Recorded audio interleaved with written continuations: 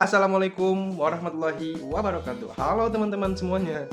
Kembali lagi bersama saya Aden Muhammad Taufik. Saya mahasiswa Institut Pendidikan Indonesia Garut. Pada pembahasan kali ini, teman-teman, kita akan membahas tentang pengembangan dimensi hakikat manusia. Di mana dalam pengembangan dimensi hakikat manusia ini, manusia itu dilahirkan sudah memiliki dimensi hakikat pada manusia. Akan tetapi dalam bentuk wujudnya gitu, dimensi hakikat manusia ini yang ada pada manusia berupa suatu potensi yang dimiliki oleh manusia tersebut. Adapun teman-teman, dari pengembangan dimensi hakikat manusia ini kita akan membahas dua hal. Yang pertama yaitu pengembangan utuh. Yang kedua adalah pengembangan tidak utuh. Maka dari itu, teman-teman, simak ya. Sebagai berikut. Bye-bye. Oke teman-teman, yang pertama kita akan membahas tingkat pengembangan utuh. Di mana dalam tingkat keutuhan pengembangan dimensi hakikat pada manusia ini ditentukan oleh dua faktor teman-teman. Yang pertama yaitu kualitas dimensi pendidikan yang disediakan ya, secara potensi. Adapun yang kedua yaitu kualitas pendidikan yang disediakan yang memberikan pelayanan atas pengembangan potensi yang ada pada dirinya. Nah, untuk itu teman-teman, dalam pengembangan yang utuh ini dapat dilihat dari berbagai aspek. Yang dimana dalam berbagai aspek ini yang pertama kita dari wujud dimensinya. Wujud dimensinya itu terbentuk dari suatu keutuhan yang terjadi antara aspek jasmani dan moral, realita dan dimensi. Keindividuan, kesosialan, serta kesusilaan yang beragam dimensi tersebut antara dan lainnya gitu. Nah, antara di antara gitu ya wujud dimensi tersebut, pengembangan aspek di dalam seperti jasmani gitu ya dan kerohanian dikatakan utuh jika keduanya mendapatkan pelayanan dan pelayanan yang seimbang gitu. Adapun dalam pengembangan dimensi gitu, keindividualan ataupun kesusilaan, dan keberagaman dikatakan utuh jika semua dimensi tersebut mendapatkan sebuah pelayanan yang baik gitu, tidak mengabaikan salah satunya.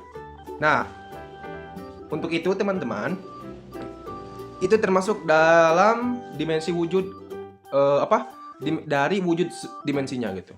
Nah, teman-teman, yang selanjutnya yaitu bagian kedua dari aspek utuh ya, pengembangan utuh. Yang dimana dalam poin yang kedua yaitu membahas tentang dari arah pengembangan. Nah, keutuhan dalam sebuah pengembangan gitu dimensi pada hakikat manusia dapat diarahkan kepada pengembangan dimensi keindividualan ataupun kesusilaan serta keberagaman yang secara terpadu. Nah, dalam pengembangan domain kognitif gitu ya, dimensi dari domain kognitif, afektif serta gitu ya, psikomotor di dalam samping gitu ya, ataupun antar keselarasan dengan yang perlu diperhatikan arahnya, yang dimaksudkan dengan arah pengembangan diri gitu, dari jenjang dasar sehingga jenjang kemenengah tinggi. Maka dari itu teman-teman, dari arah pengembangan tersebut kita harus dapat menyesuaikan sesuai pola pikir ataupun kognitif dan keaktifan yang ada pada diri seseorang tersebut. Sehingga kita teman-teman dalam proses suatu pengembangan ataupun dari arah pengembangannya dapat diartikan gitu ya, dapat ditingkatkan melalui pengembangan di antara sekolah-sekolah dasar ataupun ke jenjang yang lebih tinggi. Baik teman-teman, selanjutnya poin yang kedua yaitu pengembangan yang tidak utuh, di mana dalam pengembangan yang tidak utuh ini akan dihadapi dengan dimensi hakikat manusia akan terjadi dalam sebuah proses gitu ya teman-teman. Pengembangan jika ada unsur di mana di dalam unsur dimensi hakikat pada manusia ini gitu ya, yang ada yang terabaikan untuk ditangani. Sehingga gitu, dalam pengembangan dimensi yang utuh ini gitu ya teman-teman, berakibat terbentuknya kepribadian yang pincang. Jadi yang pincang itu tidak seimbang gitu antara dimensi yang satu gitu ya, yang selalu misalkan selalu diperhatikan, namun yang satunya lagi, dimensi yang satu lagi seperti misalkan tidak diperhatikan. Maka dalam sebuah proses pengembangan yang tidak utuh tersebut, itu yang dinamakan gitu ya, dimensi ataupun pengembangan yang tidak utuh. Maka dari itu teman-teman, terhadap keseimbangan antara memperhatikan suatu dimensi gitu, maka harus seimbang agar tidak gitu ya, tidak terjadi keselarasan ataupun tidak terjadi bukan terjadi keselarasan sih, jadi tidak terjadi sebuah sepihak gitu. Jadi pemilihan sepihak antara dimensi satu dengan dimensi lain. Mungkin teman-teman itu saja yang dapat saya sampaikan, kurang lebihnya mohon maaf.